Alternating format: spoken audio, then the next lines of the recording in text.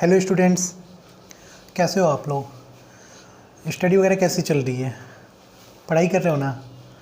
तो पढ़ाई कंटिन्यू करना, जो भी होमवर्क दिया जा रहा है कंटिन्यू करो। लास्ट क्लास में मैंने आप लोगों को करवाया था transpose of a square matrix, sorry transpose of any matrix. तो उसके क्वेश्चंस ऑलमोस्ट मैंने करवा ही दिए थे और मैंने आप लोगों से बोला था कि जो भी डाउट्स हो पूछना।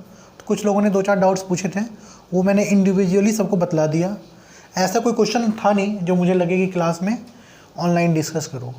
तो लास्ट क्लास में मेरे ख्याल से आप लोगों को डाउट रहा भी नहीं होगा, बहुत ईजी था और बहुत कम लोगों ने डाउट्स भी पूछा। अब हम लोग आगे करते हैं।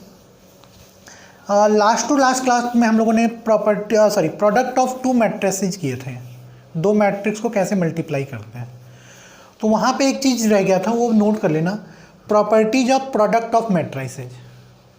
मैट्रिक्स जो है उनके उसके प्रोडक्ट की कुछ प्रॉपर्टीज होती है, तो वो प्रॉपर्टीज नोट कर लेना, वो भी इम्पॉर्टेंट पार्ट है। फॉर एवरी स्क्वायर मैट्रिक्स से, स्क्वायर मैट्रिक्स याद होगा, number of row number of column equal होने चाहिए। ए इंटू आई, किसी स्क्वायर मैट्रिक्स ए को आइडेंटिटी मैट्रिक्स से मल्टीप्लाई करो, ये इक्वल होता है आई इंटू ए के, और दोनों की दोनों इक्वल होती है मैट्रिक्स ए के। तो आप चाहो तो एग्जाम्पल से वेरीफाई कर लेना, किसी मैट्रिक्स ए को आइडेंटिटी मैट्रिक्स से मल्टीप्लाई करोगे तो वो अगेन वापस ए मैट्रिक्स ही आ जाएगी। Next, A into A inverse. अब बोलोगे सर ये इनवर्स क्या होता है? तो मैट्रिक्स की ये चैप्टर 3 की लास्ट क्लास है, लेकिन यहाँ पे मैट्रिक्स खत्म नहीं हो रहा। मैट्रिक्स आपका चैप्टर 4 में भी आएगा, डिटर्मिनेंट में। तो वहाँ पे हम लोग इनवर्स के बारे में ज़्यादा डिटेल में पढ़ेंगे। इनवर्स फाइंड करने के टोटल 4 मेथड हैं। तो 2 मेथड तो हम लोग चैप्टर 4 में पढ़ेंगे और 2 मेथड हम लोग अभी करेंगे मैट्रिक्स वाली एक्सरसाइज में, वो आगे करेंगे। तो एक प्रॉपर्टी होती है, किसी मैट्रिक्स ए को उसके इनवर्स से मल्टीप्लाई करो, वो इक्वल होता है A inverse into A into A inverse equal to A inverse into A, और दोनों के प्रोडक्ट की जो वैल्यू होती है वो आइडेंटिटी मैट्रिक्स के इक्वल होती है। तो ये दोनों प्रॉपर्टी बहुत इंपॉर्टेंट है। बोर्ड में इनवर्स फाइंड करने के लिए 5 और 6 मार्क्स का आता है, स्टेट बोर्ड में 5 मार्क्स का, सीबीएसई में 6 मार्क्स का। तो बोर्ड पॉइंट ऑफ व्यू से भी बहुत इंपॉर्टेंट है और आईआईटी वालों का तो फेवरेट है, कॉम्पिटिटिव एग्जाम के लिए भी बहुत इंपॉर्टेंट है ये दोनों प्रॉपर्टी। तो मेनली यही 2 प्रॉपर्टी है, बाकी आगे भी है, बट ये दोनों आपका मेन प्रॉपर्टी है, बहुत बहुत इंपॉर्टेंट है, वेरी वेरी इंपॉर्टेंट, बोर्ड के लिए भी as well as competitive exam के लिए भी। नेक्स्ट प्रॉपर्टी, जैसे मैंने यहाँ पे लिखा है A into I equal to I into A, तो ये देखने में सेम लग रहा होगा कि 3 इंटू 4 इक्वल टू 4 इंटू 3। तो सर ने यहाँ 2 बार क्यों लिखा? बट मैट्रिक्स में ऐसा नहीं है। अगर आपको याद हो तो मैंने प्रोडक्ट ऑफ मैट्रिक्स में बताया था कि ए इंटू बी एग्जिस्ट कर रहा है, but B into A exist ही नहीं कर रहा। ठीक है, तो A into B equal to B into हो, ऐसा कंपल्सरी नहीं है। तो जो थर्ड प्रॉपर्टी आपकी वो यही है कि A B is not necessarily equal to B into A. Commutative law matrix multiplication hold नहीं करता है, इसलिए मैंने यहाँ पे लिखा है कि यहाँ पे इक्वल है, यहाँ पे होल्ड कर रहा है, बट ऑलवेज होल्ड नहीं करेगा। Not necessarily equal to B A, जरूरी नहीं है कि ए इंटू बी का प्रोडक्ट बी इंटू ए के प्रोडक्ट के इक्वल हो सकता है ये एग्जिस्ट करे और ये एग्जिस्ट ही ना करे। बाकी 2 प्रॉपर्टी ये 2 मैट्रिक्स जो है फॉलो करती है, एसोसिएटिव प्रॉपर्टी फॉलो करती है, ए इंटू बी इंटू सी है। तो इधर आप बी इंटू सी पहले करके देन ए से मल्टीप्लाई करो, या फिर ए इंटू बी करके सी से मल्टीप्लाई करो, बोथ आर सेम, ये आप कर सकते हो। ये भी कॉम्पिटेटिव एग्जाम के लिए इंपॉर्टेंट है। और lastly, matrix multiplication is distributive in nature. A into B plus C है, तो चाहो तो आप बी प्लस सी को ऐड करके ए से मल्टीप्लाई कर लो, आप चाहो तो ए इंटू बी कर लो, ए इंटू सी कर लो और फिर ऐड कर लो। तो ये 5 प्रॉपर्टी ध्यान रखना, बहुत बहुत इंपॉर्टेंट है। और जो 3.4 एक्सरसाइज है वो आपके फर्स्ट 2 प्रॉपर्टी पे बेस्ड है। ठीक है, नाउ अब हम लोग नेक्स्ट एक्सरसाइज पे आते हैं, एक्सरसाइज 3.4 पे। इसमें देखो इन्होंने क्या बोला है कि find A inverse by elementary transformation method. तो हम लोगों के पास 2 मेथड होता है ए इनवर्स फाइंड करने का, एक एलिमेंट्री रो ट्रांसफॉर्मेशन मेथड और दूसरा एलिमेंट्री कॉलम ट्रांसफॉर्मेशन मेथड। तो दोनों मेथड से मैं सेम क्वेश्चन में 17 ही लूँगा, 3.4 एक्सरसाइज का क्वेश्चन नंबर 17 है, लास्ट क्वेश्चन है। तो दोनों मेथड के लिए मैं क्वेश्चन सेम लूँगा, देखते हैं अलग अलग मेथड से आंसर सेम आता है डिफरेंट आता है, और आंसर ऑलवेज सेम आएगा चाहे आप कोई भी मेथड अप्लाई करो। और बहुत केयरफुली देखना इसे, नहीं तो ये कुछ भी नहीं है तो इसमें सिर्फ प्लस माइनस, मिस्टेक होने के चांसेज बहुत ज़्यादा हैं। 6 स्टेप है, ये मैं आपको एक्सप्लेन करूँगा। ये 6 स्टेप, ईच स्टेप का 1 मार्क होता है और 6 मार्क्स में क्वेश्चन आता है। और बाई चांस अगर आपका फर्स्ट स्टेप रॉन्ग हो गया तो इट मीन्स आपके सारे स्टेप रॉन्ग हो जाएंगे आगे के, और 0 मार्क्स मिलेगा। तो ये ध्यान रखना कि आपका कैलकुलेशन मिस्टेक ना हो, सिर्फ और सिर्फ कैलकुलेशन मिस्टेक इसमें हो सकता है, अदरवाइज बहुत आसान है, थोड़ा केयरफुली इसको वॉच करना। ए इनवर्स फाइंड करना है बाय एलिमेंट्री ट्रांसफॉर्मेशन मेथड। हम लोग पहले रो ट्रांसफॉर्मेशन से करेंगे। Method to find inverse of a square matrix by elementary row transformation method.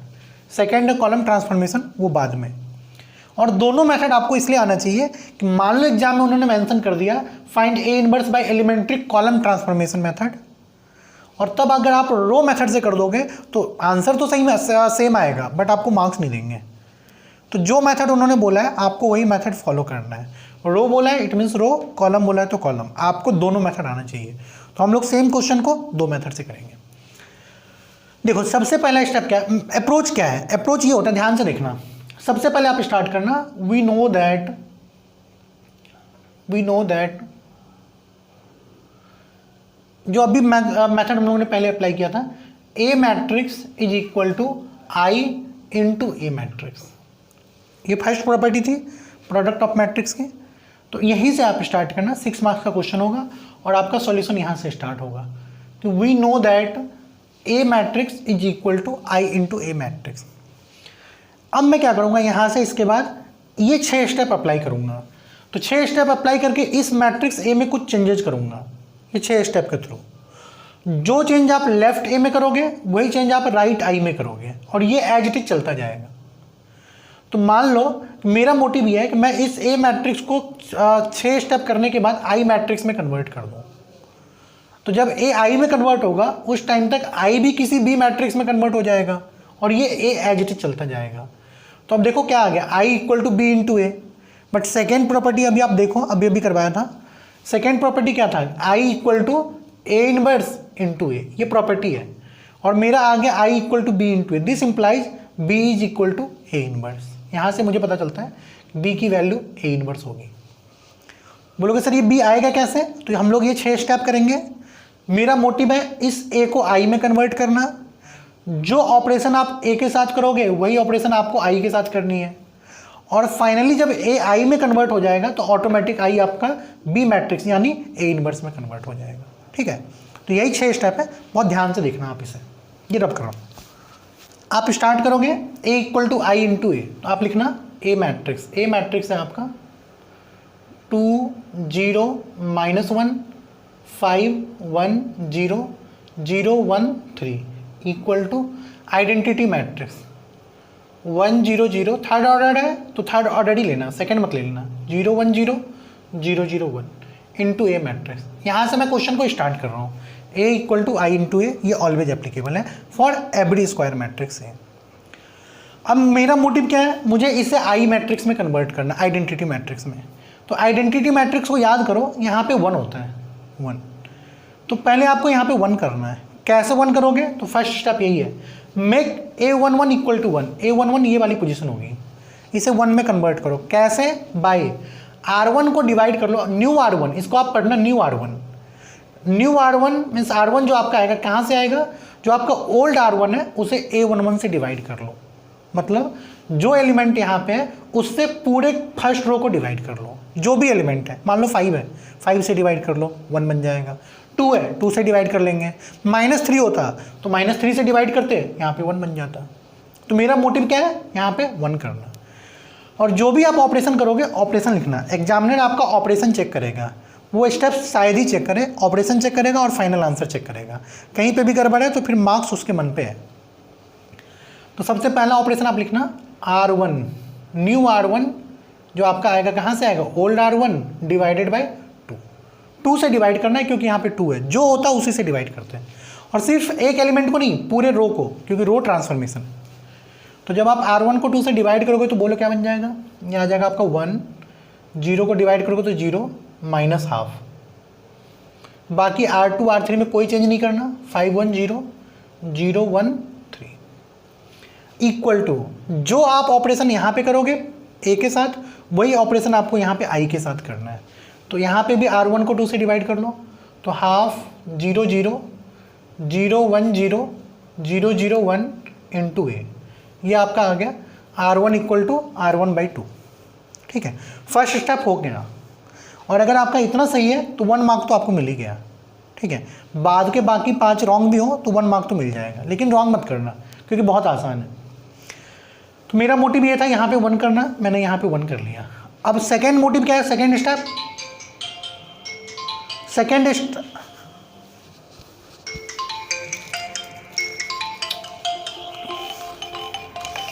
ये फ़ोन आ रहा है किसका? अंकित जी, राजेश जी, ये फ़ोन आ रहा है किसका, देखिए ना, अरे फ़ोन लेके जाइए ना भाई, फ़ोन आ रहा है।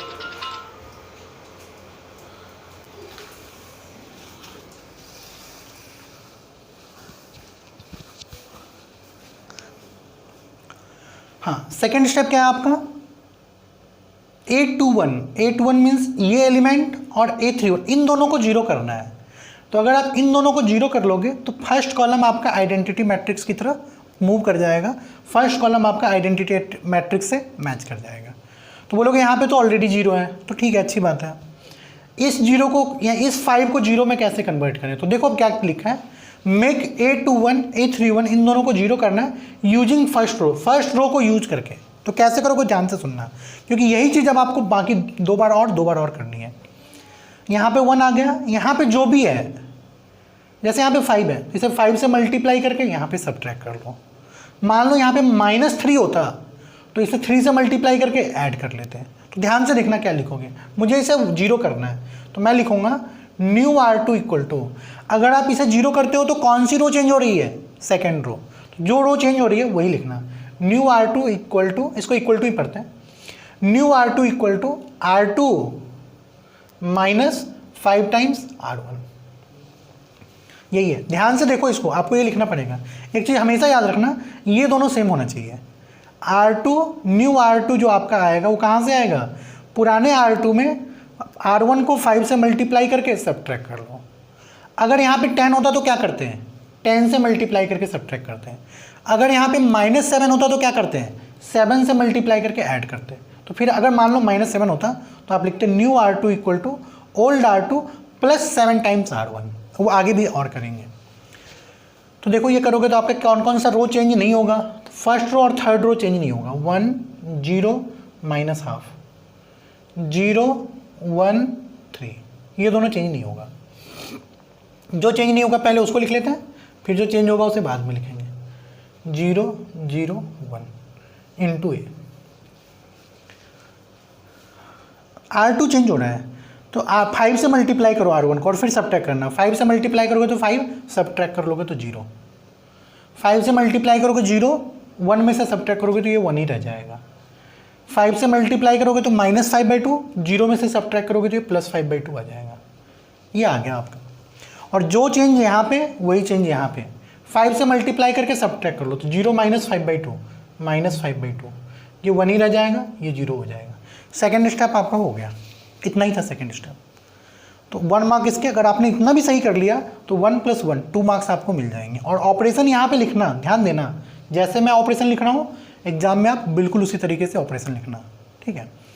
ये जो टॉपिक है 3.4 एक्सरसाइज, ये कॉम्पिटिटिव एग्जाम के लिए बिल्कुल नहीं है, ये ओनली फॉर बोर्ड एग्जाम है। कॉम्पिटिशन में सब्जेक्टिव नहीं होता और ये सब्जेक्टिव पार्ट है। तो अगर आपको बोर्ड देना है, बोर्ड में अच्छे मार्क्स स्कोर करने हैं तो इस टॉपिक को बहुत अच्छे से करना। ईजी है, टफ नहीं है, लेकिन कैलकुलेशन मिस्टेक होने के चांसेस बहुत ज़्यादा है। फर्स्ट स्टेप हो गया, सेकेंड स्टेप हो गया। अब मैं इस को कंप्लीट रब कर रहा हूँ और थर्ड स्टेप पे आ रहा हूँ। अब देखो सेकेंड स्टेप में हम लोग यहाँ तक आ गए हैं। थर्ड स्टेप क्या है, मेक A22 = 1। तो यहाँ पे मुझे 1 करना था, लेकिन बाई चांस यहाँ पहले से 1 है, तो अब मुझे कुछ नहीं करना, मेरा थर्ड स्टेप ऑटोमेटिक हो गया। अगर मान लो यहाँ पे 3 होता तो क्या करते हैं, सेकेंड रो को 3 से डिवाइड करते, जो कि हम लोगों ने फर्स्ट स्टेप में किया था। तो बाई चांस हमारा थर्ड स्टेप हो रखा है, ठीक है। फोर्थ स्टेप पे आते हैं। फोर्थ स्टेप क्या है, मेक A12 A32 0। एक इसे 0 करना है 1 2 को, और 3 2 को इसे 0 करना है। तो अगर ये दोनों 0 हो गए तो आपका देखो सेकेंड कॉलम भी आइडेंटिटी मैट्रिक्स की तरफ मूव कर जाएगा।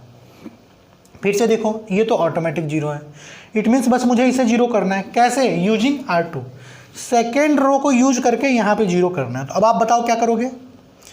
ये जीरो कैसे होगा इस वन को यूज करके? तो डायरेक्ट आप R3 में से R2 को सब्ट्रैक्ट कर लोगे। तो यही लिखना आप, fourth step, new R3 equal to old R3 minus R2। ठीक है, नोट करते हैं, देखो क्या आ जाएगा, ये आपका आ जाएगा, सिर्फ R3 चेंज हो रहा है, तो फर्स्ट रो और सेकेंड रो तो सेम रह जाएगा, 1 0 माइनस हाफ 0 1 5/2 और सब्ट्रैक्ट कर लो। हाँ, तो 0 माइनस 1, सॉरी 0 माइनस 0, R2 को सब्ट्रैक्ट करना है R3 में से, 0 minus 0 0, 1 minus 1 0, 3 minus 5/2 1/2 equal to, जो इधर करोगे वही इधर भी करोगे, हाफ 0 0 माइनस 5/2 1 0। अब सब्ट्रैक्ट करते हैं थर्ड रो में से सेकेंड रो को, तो 0 minus minus 5/2 that is plus 5/2, 0 minus 1 minus 1, 1 minus 0 1 into A. ये आपका फोर्थ स्टेप कंप्लीट हो गया। और अगर आपने यहाँ तक कर लिया तो आपके 4 मार्क्स तो पक्के हो गए। और फोर्थ स्टेप करने के बाद, सेकेंड स्टेप करने के बाद आपका फर्स्ट कॉलम मैच कर जाता है आइडेंटिटी से, फोर्थ स्टेप करने के बाद सेकेंड कॉलम मैच कर जाएगा, और सिक्स स्टेप करने के बाद ये भी मैच कर जाएगा। ठीक है, अब हम लोग फिफ्थ स्टेप पे आते हैं। फिफ्थ स्टेप क्या है? मेक A33 इक्वल टू 1, इसे मुझे 1 करना है। मेक A33 इक्वल टू 1, तो इस वाले को 1 करना है। कैसे? R3 को, थर्ड रो को इसी से डिवाइड कर लो, हाफ से डिवाइड कर लो। हाफ से डिवाइड करने का मतलब होता है 2 से मल्टीप्लाई कर लो। तो आप न्यू ऑपरेशन लिखना, new R3 equal to 2 times old R3। देखो आपका क्या बन जाएगा, 1 0 माइनस half 0 1 5/2 0 0 1, half 0 0 minus 5/2 1 0 5 minus 2 plus 2 into A. ये आपका फिफ्थ स्टेप कंप्लीट हो गया। इतना करने के बाद आपके 5 मार्क्स तो पक्के हो गए। अब लास्ट स्टेप क्या है? मेक A13 ये एंड A23 ये, इन दोनों को जीरो करना है यूजिंग थर्ड रो को यूज करके। और अगर ये दोनों जीरो हो गया तो ये मैट्रिक्स आपकी आइडेंटिटी मैट्रिक्स बन गई, ये आपको दिख भी रहा होगा। तो मैं इन दोनों को जीरो करता हूँ इसको यूज करके, थर्ड रो को यूज करके। तो आप बताओ ये कैसे जीरो होगा? तो यहाँ पे 1 है तो हाफ से मल्टीप्लाई करके ऐड कर लो। ये कैसे जीरो होगा? 5/2 से मल्टीप्लाई करके सब्ट्रैक्ट कर लो। ऑपरेशन कैसे लिखोगे ध्यान से देखना, आप 2 को चेंज कर रहे हो इस बार, R1 को भी और R2 को भी। New R1 equal to old R1 plus R3/2, R3 को हाफ से मल्टीप्लाई करके ऐड कर लो, और new R2 equal to old R2 minus 5/2 times R3 को 5/2 से मल्टीप्लाई करके सब्ट्रैक्ट कर लो। इतना करते ही आपका आई बन जाएगा। चलो करते हैं, देखते हैं क्या आता है। चेंज किसे कर रहे हैं? R1 R2 को, R3 को तो चेंज कर ही नहीं रहे हैं। सबसे पहले R3 लिख लो, 5 माइनस 2 2 इंटू ए। ध्यान से देखना, 2 से डिवाइड करके ऐड करना फर्स्ट रो में, तो ये आपका 1 का 1 ही रह जाएगा। 2 से डिवाइड करके ऐड करो, ये 0 का 0 ही रह जाएगा। 2 से डिवाइड करके ऐड कर लो तो ये आपका 0 बन जाएगा। ठीक है, 2 से डिवाइड करके ऐड करना है, 2 से डिवाइड करोगे तो 5/2 ऐड कर लो, तो हाफ प्लस 5/2 6/2 दैट इज 3। 2 से डिवाइड करके ऐड करना है तो ये -1, 0 में ऐड करोगे तो -1। 2 से डिवाइड कर लो, ऐड कर लो तो ये आपका 1 बन जाएगा। तो फर्स्ट रो तो आपका कंप्लीट हो गया। अब आ जाओ सेकेंड रो पे। 5/2 से मल्टीप्लाई करके थर्ड रो में सब्ट्रैक्ट करना है, तो 5/2 से मल्टीप्लाई करके सब्ट्रैक्ट करोगे 0, यहाँ पे 1। 5/2 से मल्टीप्लाई करोगे तो ये 5/2 बन जाएगा, और सब्ट्रैक्ट करोगे तो ये आपका 0 बन जाएगा। देखो आई बन गया क्या? यही मेरा मोटिव था। 5/2 से मल्टीप्लाई करो तो यहाँ पे 5/2, सब्ट्रैक्ट कर लो तो सब्ट्रैक्ट करोगे तो क्या आ जाएगा? -5/2, सॉरी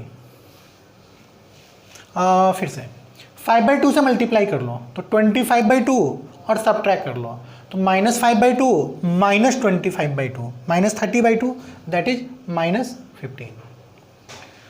5/2 से मल्टीप्लाई करो तो 5/2 से मल्टीप्लाई करो तो ये -5 हो जाएगा और सब्ट्रैक्ट करना है तो +5 हो जाएगा। 1 + 5 6।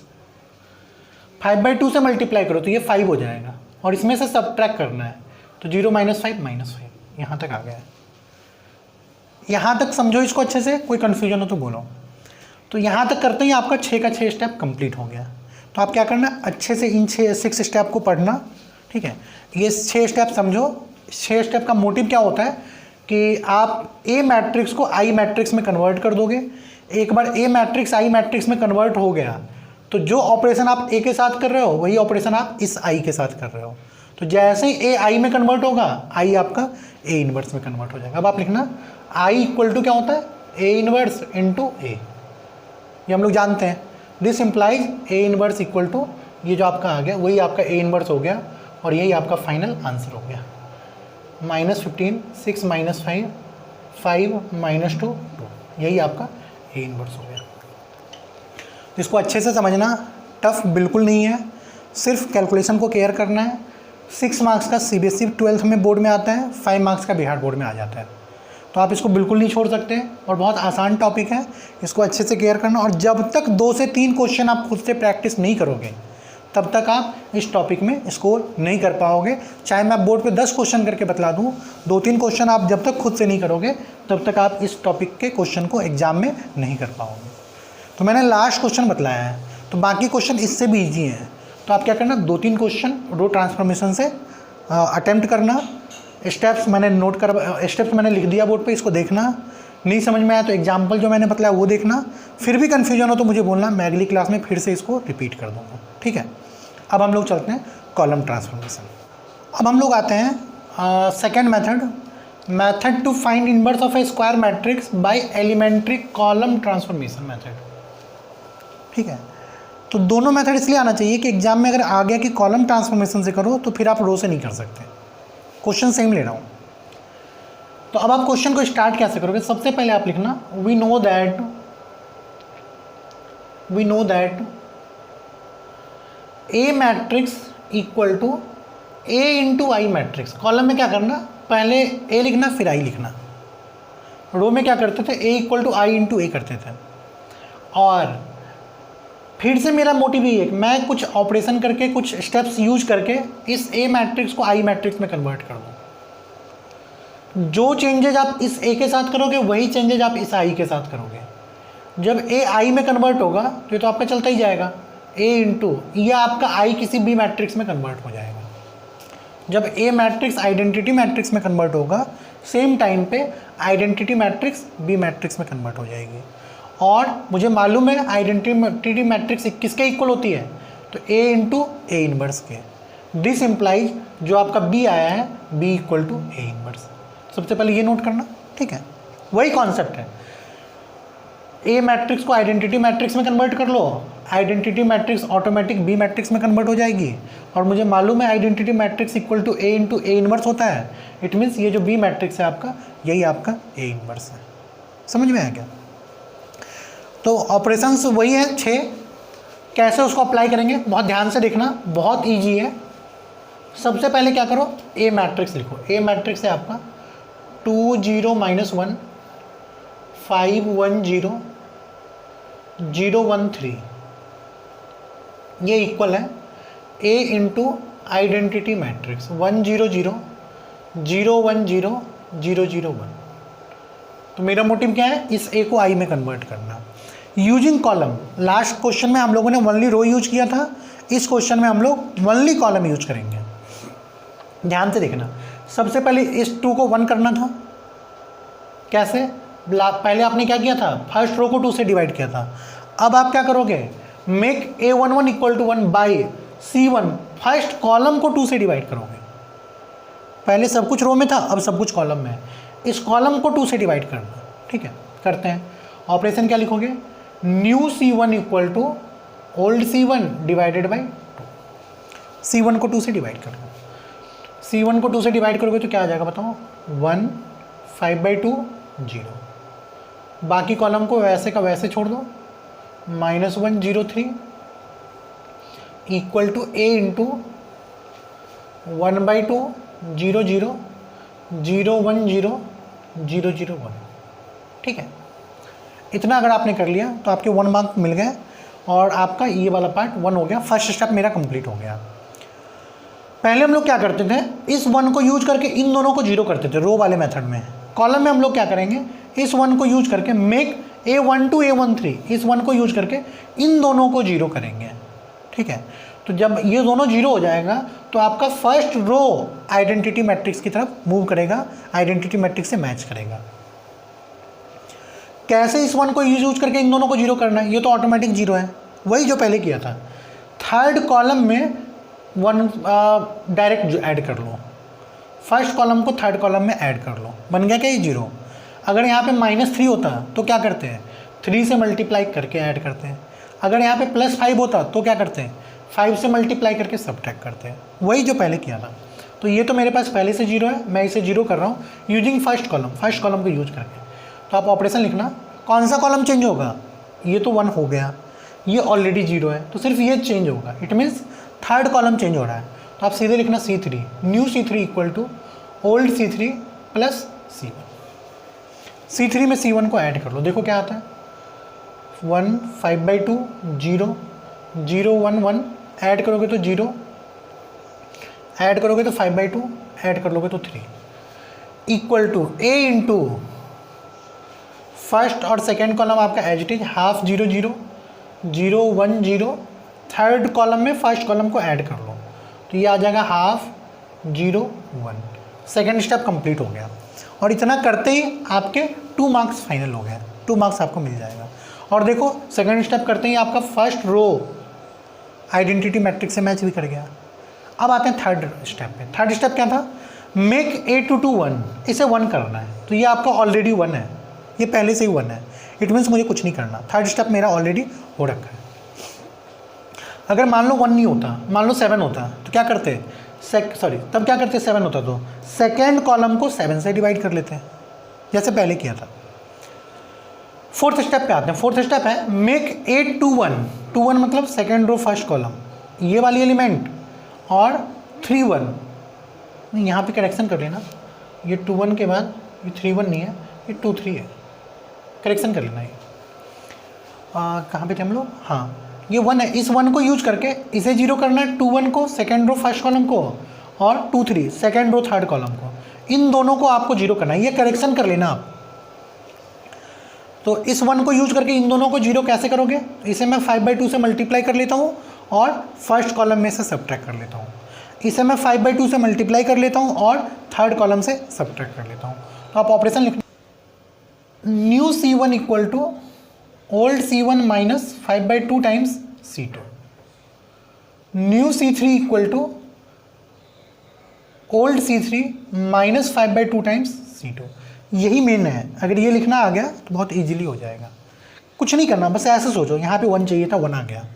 अब इस 1 को यूज करके इन दोनों को 0 करना है। कैसे 0 करें, अगर 0 होता तो कुछ करना ही नहीं होता, 0 नहीं है, जो भी है, जो भी XY Z है, मान लो यहाँ पे x है तो इसे x से मल्टीप्लाई करके इसमें से सब्ट्रैक्ट कर लो, हो गया 0। इतना आसान है, बताओ क्या आ जाएगा। कौन सा कॉलम चेंज नहीं हो रहा, तो सेकेंड कॉलम चेंज नहीं हो रहा, पहले मैं सेकेंड कॉलम को ही लिख लेता हूँ, equal to A into second column change नहीं हो रहा था, 0 1 0, ठीक है। अब मैं क्या कर रहा हूँ, 5/2 से मल्टीप्लाई करके सब्ट्रैक्ट कर रहा हूँ, तो ये आपका 1 ही रह जाएगा। 5/2 से मल्टीप्लाई करके सब्ट्रैक्ट करोगे 0, 5/2 से मल्टीप्लाई करके सब्ट्रैक्ट करोगे तो -5/2।